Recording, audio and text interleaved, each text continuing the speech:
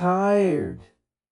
Hi guys, ನಮ್ಮಿಬ್ಬರಿಗೂ ಕೆಲಸ ಮಾಡಿ ಮಾಡಿ ಸಾಕಾಗಿ ಎಲ್ಲಾದರೂ ಹೊರಗಡೆ ಹೋಗೋಣ ಅಂತ ಪ್ಲ್ಯಾನ್ ಮಾಡಿಕೊಂಡು ಎಮರ್ಜೆನ್ಸಿ ವೀಕ್ ಆಫ್ ತಗೊಂಡು ಬೈಕ್ ಮೇಲೆ ಪಟ್ ಅಂತ ಮೈಸೂರಿಗೆ ಹೋಗೋಣ ಅಂತ ಪ್ಲ್ಯಾನ್ ಮಾಡ್ಕೊಂಡ್ವಿ. ಚಾಮುಂಡಿ ಬೆಟ್ಟ, ಪ್ಯಾಲೇಸು, ಮೈಸೂರು ಝೂ ಮತ್ತು ರಂಗನತಿಟ್ಟು ಪಕ್ಷಿಧಾಮ ನೋಡೋದಿತ್ತು. ಟ್ಯಾಂಕ್ ಫುಲ್ ಮಾಡಿಸ್ಕೊಂಡು ಬೆಳಗ್ಗೆ 6 ಗಂಟೆ ಅಷ್ಟೊತ್ತಿಗೆ ಹೊರಟ್ವಿ. ಹೋಗ್ತಿರ್ಬೇಕಾದ್ರೆ ಸೂರ್ಯನೂ ಉದಯ ಆದ. ಆಮೇಲೆ ಬೆಳಗ್ಗೆ ಚಹಾ ಸಹ ಕುಡ್ದಿರಲಿಲ್ಲ. ಸೊ ಮುಂದೆ ಬಂದಮೇಲೆ ಒಂದು ಚಿಕ್ಕ ಹೋಟೆಲಲ್ಲಿ ಇಡ್ಲಿ ತಿಂದ್ವಿ. ಇಡ್ಲಿ ಜೊತೆ ಸಾಂಬಾರು ರೆಡಿ ಇರಲಿಲ್ಲ, ಡಿಸಪಾಯಿಂಟ್ಮೆಂಟು. ಬಟ್ ಇಟ್ಸ್ ಓಕೆ, ಇಡ್ಲಿನಾದರೂ ಸಿಕ್ತು ಅಂತ ಹೇಳಿಬಿಟ್ಟು ತಿಂದು ಮತ್ತೆ ಹೊರಟಿರುವಾಗ ಒಂದು ಚೆನ್ನಾಗಿರೋ ವ್ಯೂ ಸಿಕ್ತು. ಅಂತೂ ಇಂತೂ 3 hours ಜರ್ನಿ ಮುಗಿದ್ಮೇಲೆ ನಾವು ಚಾಮುಂಡಿ ಬೆಟ್ಟದ್ದು ಘಾಟ್ನ ಏರಕ್ಕೆ ಶುರು ಮಾಡಿದ್ವಿ.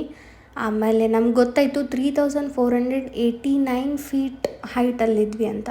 ನಮಗೆ ದರ್ಶನ ಮಾಡೋಕ್ಕಾಗಲಿಲ್ಲ. ಸೊ ಹಾಗಾಗಿ ಹೊರಗಡೆಯಿಂದನೇ ನಮಸ್ಕಾರ ಮಾಡಿಕೊಂಡು ಮತ್ತೆ ಮೈಸೂರು ಪ್ಯಾಲೇಸ್ ಹತ್ರ ಹೊರಟ್ವಿ. ಮೈಸೂರು ಪ್ಯಾಲೇಸಲ್ಲಿ ನಮ್ಗನ್ಸೋ ಮಟ್ಟಿಗೆ ಒಂದು 15-20% ಅಷ್ಟೇ ಇವರು ಗೌರ್ಮೆಂಟಿಗೆ ಕೊಟ್ಟಿರೋದು. ಸೊ ಅದಷ್ಟೇ ನಾವು ನೋಡೋಕ್ಕಾಗೋದು. ಇದು ನೋಡ್ತಿರ್ಬೋದು, ಇದು ದರ್ಬಾರ್ ಮಾಡೋ ಸ್ಥಳ. ಆಮೇಲೆ ಹಿಂದ್ಗಡೆ ಏನಿದೆ ಮೈಸೂರು ಪ್ಯಾಲೇಸ್ದು, ಯಾರಾದರೂ ಹೋಗಿದ್ರೆ ಗೊತ್ತಿರುತ್ತೆ, ಅದು royal house of ಮೈಸೂರಿದೆ.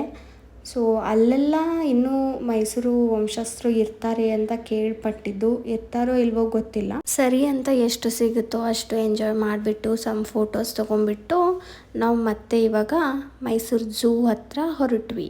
So Mysuru zoo ಅಲ್ಲಿ ನನಗೆ ಜಾಸ್ತಿ ಪಿಕ್ಚರ್ಸ್ನ, ಜಾಸ್ತಿ ವಿಡಿಯೋಸ್ನ ಕ್ಯಾಪ್ಚರ್ ಮಾಡೋಕ್ಕಾಗಿಲ್ಲ. ಝೂನ ನೋಡಿ ಮುಗಿಸುವಷ್ಟರಲ್ಲಿ ಆಲ್ಮೋಸ್ಟ್ 4 ಗಂಟೆ ಆಗಕ್ಕೆ ಬಂದಿತ್ತು. ಮತ್ತೆ ವ್ಯೂವ್ನ ಎಂಜಾಯ್ ಮಾಡ್ತಾ ಹೋಗಬೇಕಾದ್ರೆ ಕಬ್ನಲ್ಲಿ ಕುಡಿದ್ಬಿಟ್ಟು ವ್ಯೂವ್ ಎಂಜಾಯ್ ಮಾಡ್ಕೊಂಡು ಹೋಗ್ತಾ ಇದ್ವಿ. ಈ ಪ್ಯಾಚಸ್ಗಳಂತೂ ನನ್ನ ಬೆನ್ನು ನೋವು ಮಾಡಿಬಿಟ್ಟಿದೆ ಫುಲ್ಲು. ಮತ್ತೆ ಬರಬೇಕಾದ್ರೆ ಮಳೆಯಲ್ಲಿ ಸಿಕ್ಕೊಂಡು ಮತ್ತೆ ಅಲ್ಲೊಂದು 15-20 ಮಿನಿಟ್ಸ್ ವೇಟ್ ಮಾಡಿ ಆಲ್ಮೋಸ್ಟ್ ರೀಚ್ ಆಗಬೇಕಾದ್ರೆ ಸೂರ್ಯಾಸ್ತನೂ ಆಯಿತು. But seriously the day was worth it.